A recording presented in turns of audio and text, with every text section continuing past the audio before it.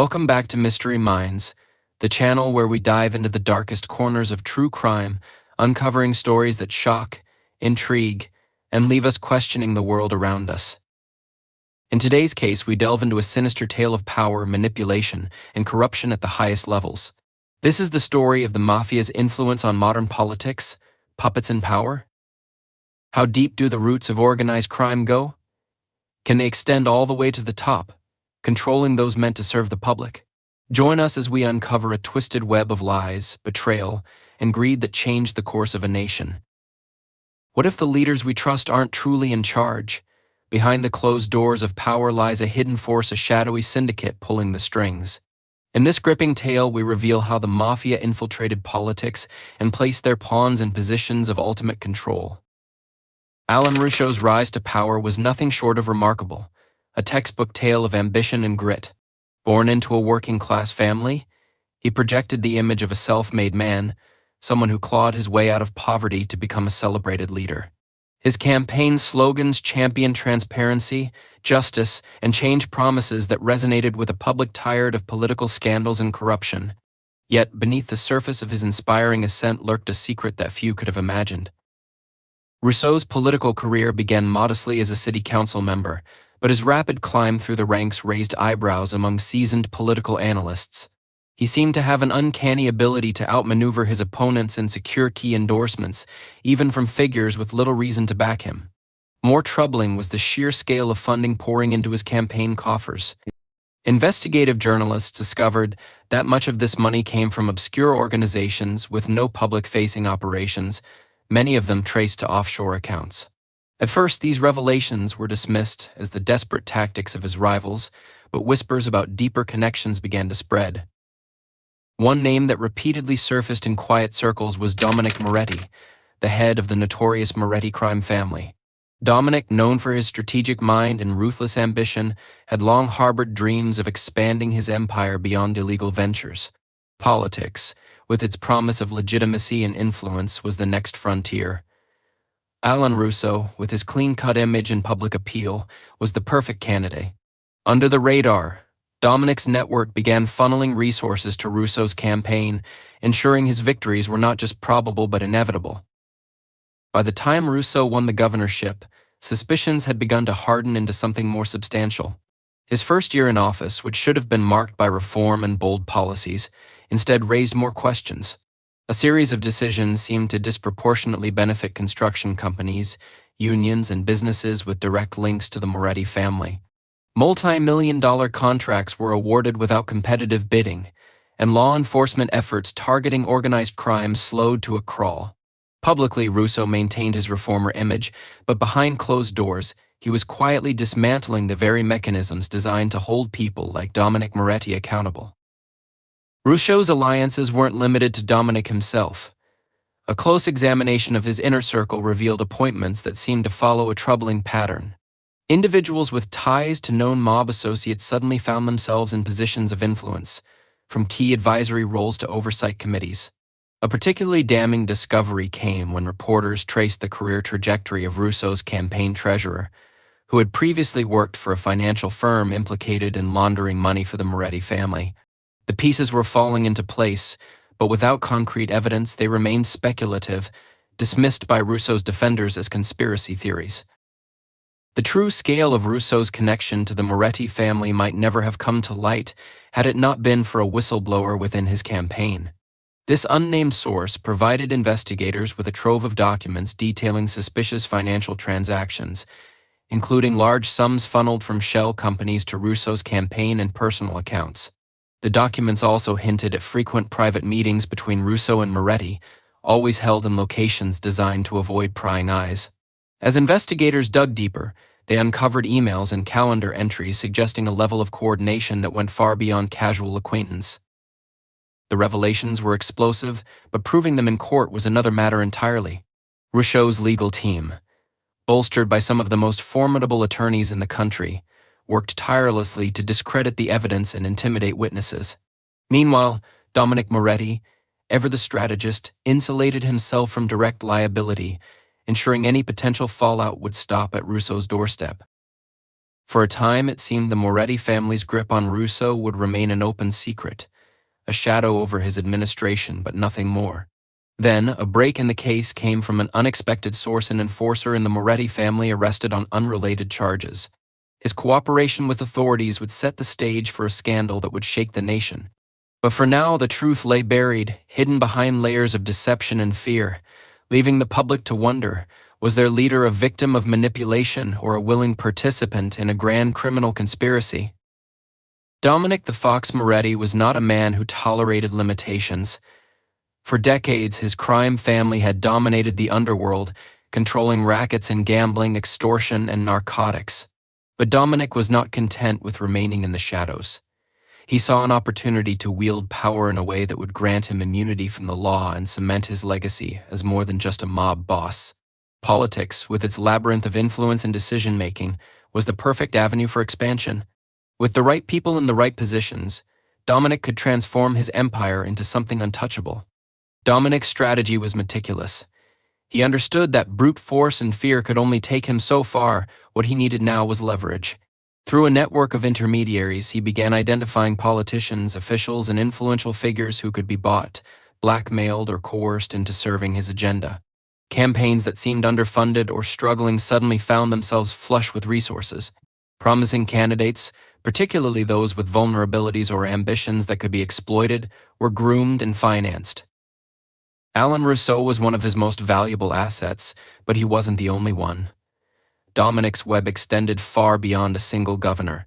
Judges were offered lucrative consulting fees to sway rulings in favor of Moretti-controlled businesses. Police chiefs found themselves facing ultimatums to cooperate with the family or see their careers and perhaps their lives ruined.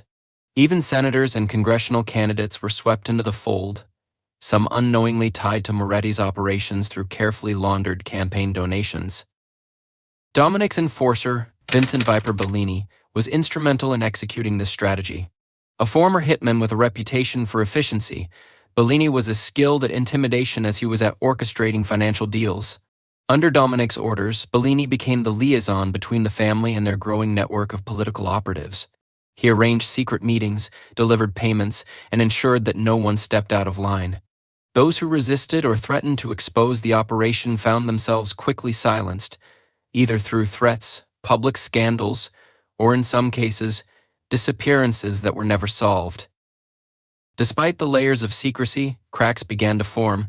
Investigators and journalists, drawn to the pattern of suspicious decisions and inexplicably wealthy officials, started asking questions. The dots connecting these officials to Moretti's enterprises were faint but visible. Rumors of Dominic's grand plan spread, but without hard evidence they were easy to dismiss as sensationalist speculation. Meanwhile, Dominic tightened his grip on his operatives, ensuring loyalty through a mix of rewards and fear. For those who stayed in line, the rewards were immense: lucrative contracts, political promotions, and a shield from scrutiny. For those who faltered, the consequences were swift and severe. Everything changed when Bellini was arrested. Caught during an unrelated FBI operation targeting organized crime, Bellini faced an overwhelming array of charges, from money laundering to conspiracy to commit murder. With decades of prison time looming, Bellini made a decision that would send shockwaves through the Moretti empire. He agreed to cooperate with authorities in exchange for a reduced sentence. Bellini's revelations were staggering.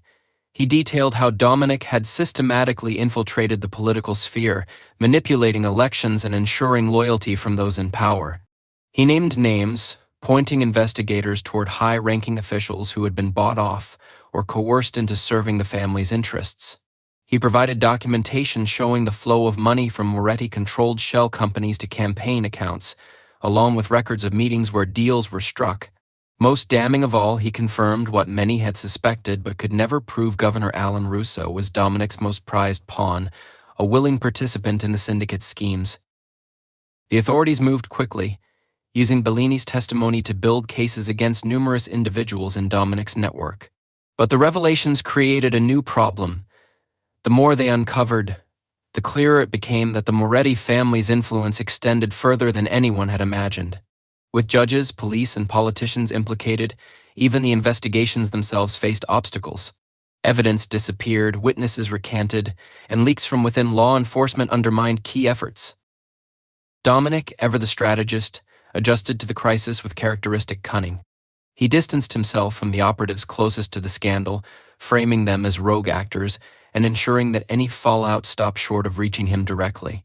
While Bellini's cooperation dealt a blow to the Moretti family's operations, it was far from fatal. Dominic had spent years building layers of insulation, and even as his pawns fell, he remained untouchable at least for now. But the cracks in his empire were growing, and the risk of exposure loomed larger than ever.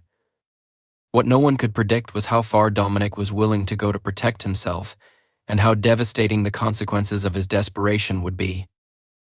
The scandal broke like a thunderclap, shaking the foundations of the nation's trust in its leaders. News outlets erupted with leaked recordings that painted a damning picture of Governor Alan Russo's secret dealings with Dominic Moretti.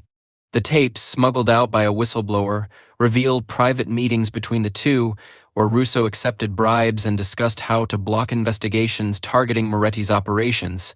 The public, who once viewed Russo as a champion of justice, now saw him as a man deeply entangled in the web of organized crime. The media frenzy was relentless, dubbing the unraveling story the puppets in power scandal.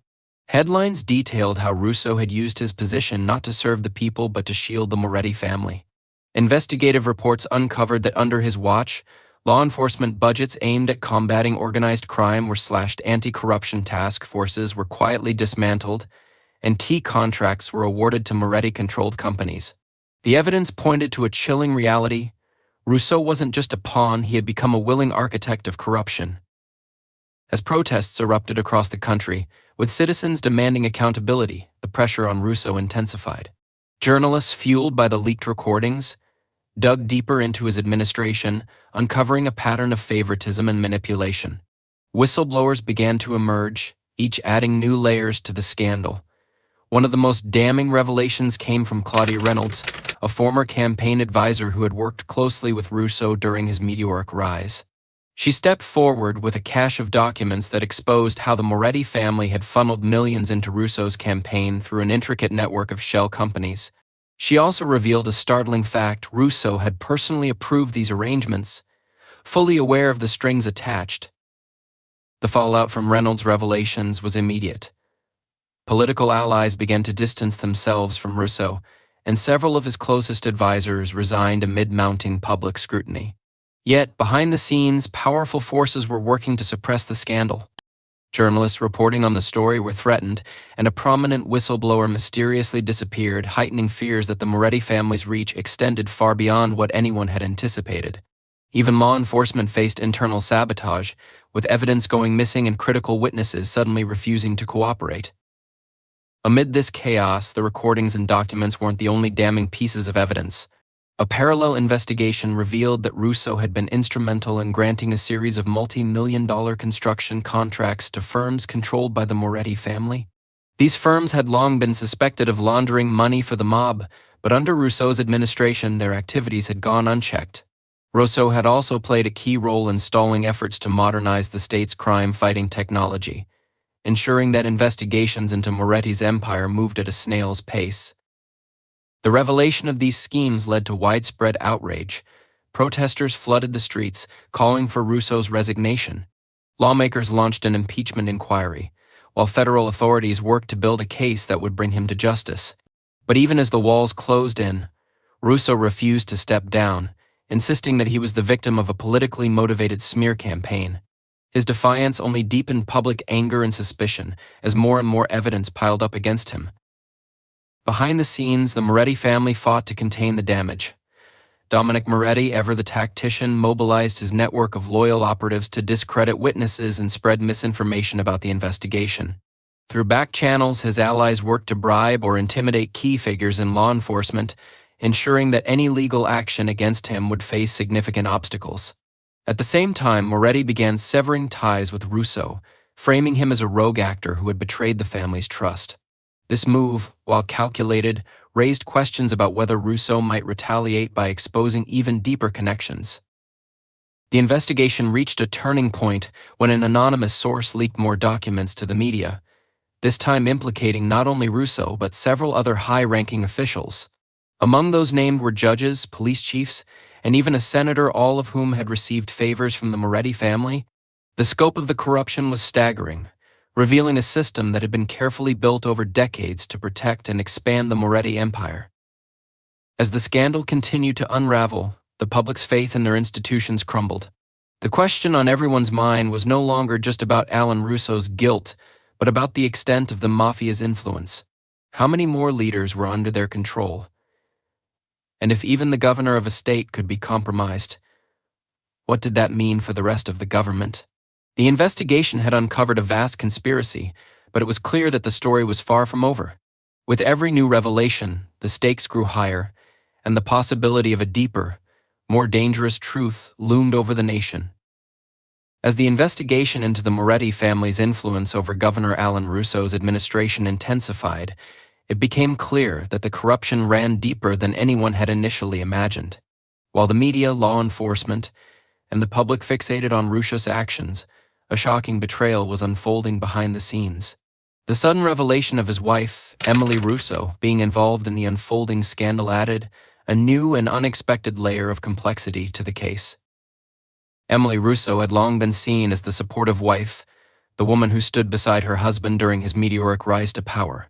She was well respected in public circles for her charity work and her calm, composed demeanor. But as the investigation closed in on Alan, a different picture began to emerge. It turned out that Emily had known about her husband's ties to Dominic Moretti for years, and she had been complicit in several key decisions that helped further the Mafia's reach into the political sphere. What remained unclear, however, was the level of her involvement. Was she an unwilling accomplice, terrified by her husband's connections, or was she just as guilty as Alan? The turning point came when Emily, fearing the implications of the scandal on her family and her safety, decided to cooperate with the authorities. She had begun to fear not just for her reputation but for her life.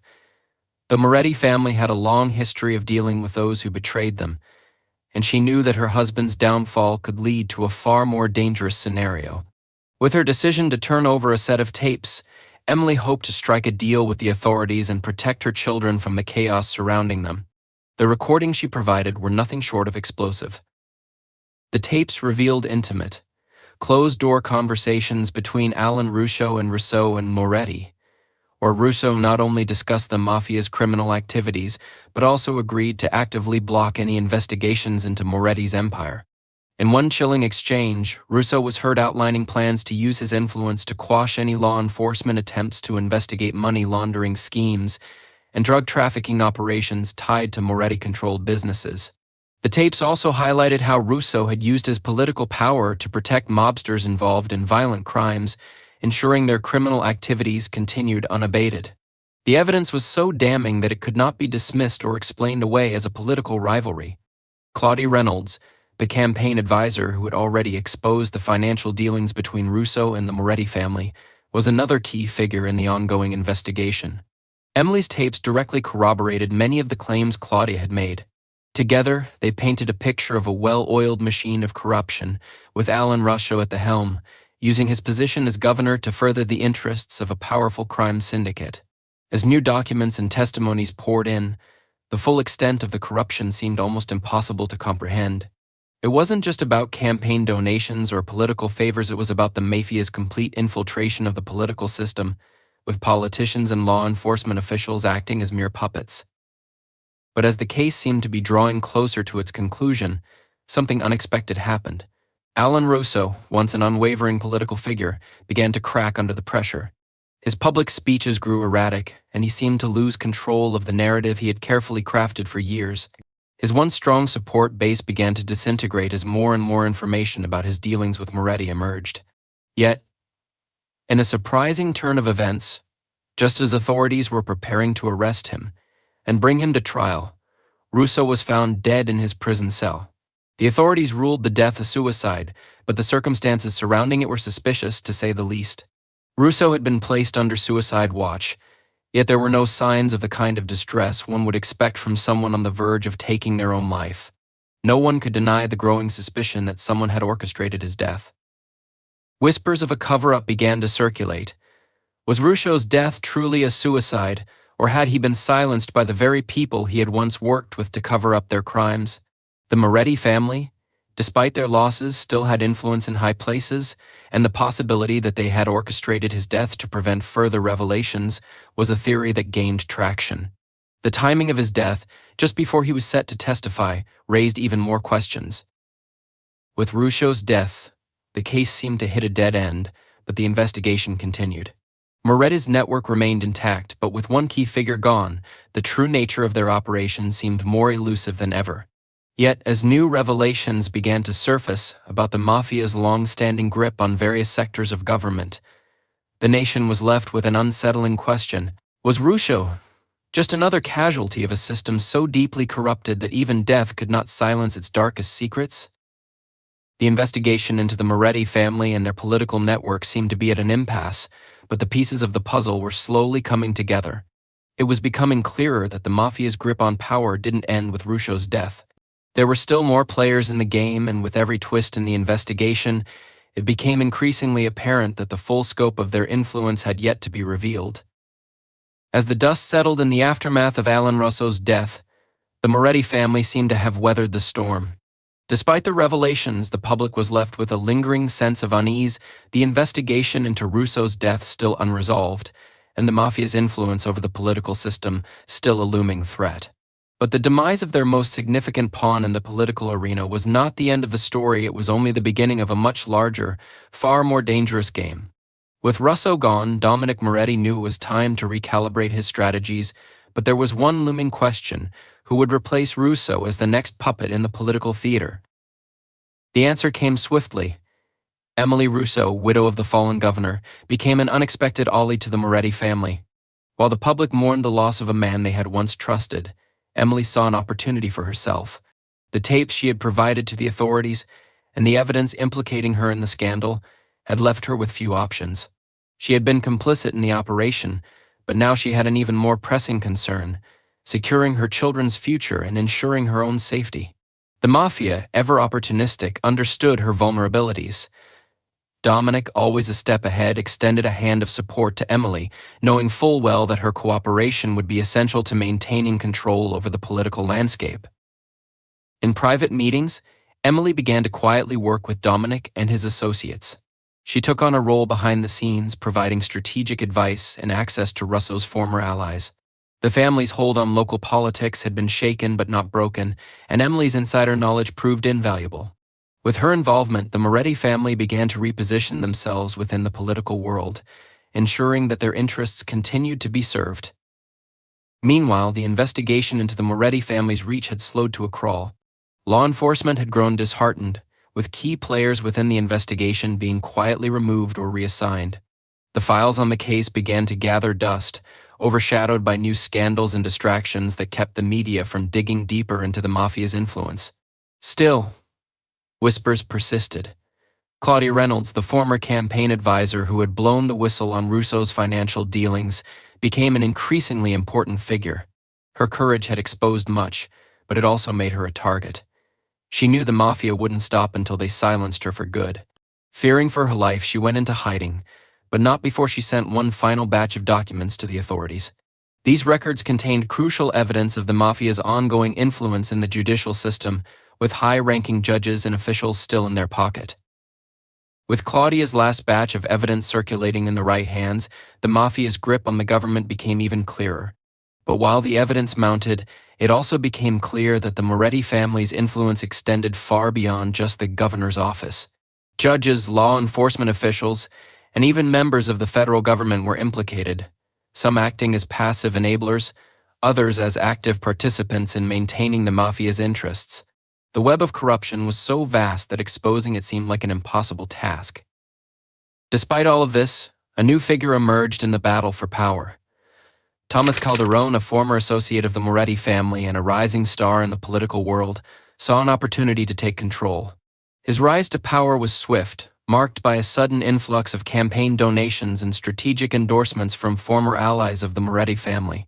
It was clear to anyone paying attention that Calderone had inherited Russo's role as a political puppet.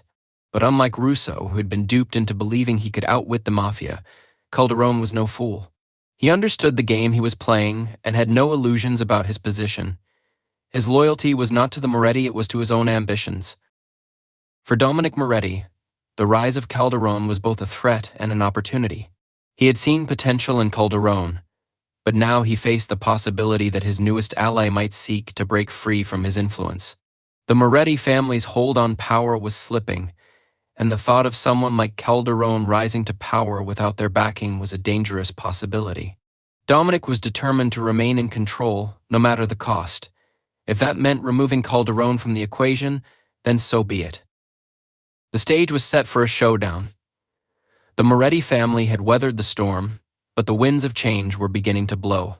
As Calderone solidified his position in the political landscape, the risk of exposure grew. The question now was not whether the Mafia's influence could be fully eradicated, it was whether anyone with enough power would dare to challenge it. The investigation was far from over and new revelations were just around the corner. The Mafia had not yet been fully exposed, and the people who had enabled them remained in the shadows. What remained to be seen was whether the truth would ever be fully uncovered, or if the Moretti family's hold on the political system would remain unchallenged, silently pulling the strings in a game that no one else seemed to understand. The story was far from over, and the consequences of its unfolding chapters were more dangerous than ever.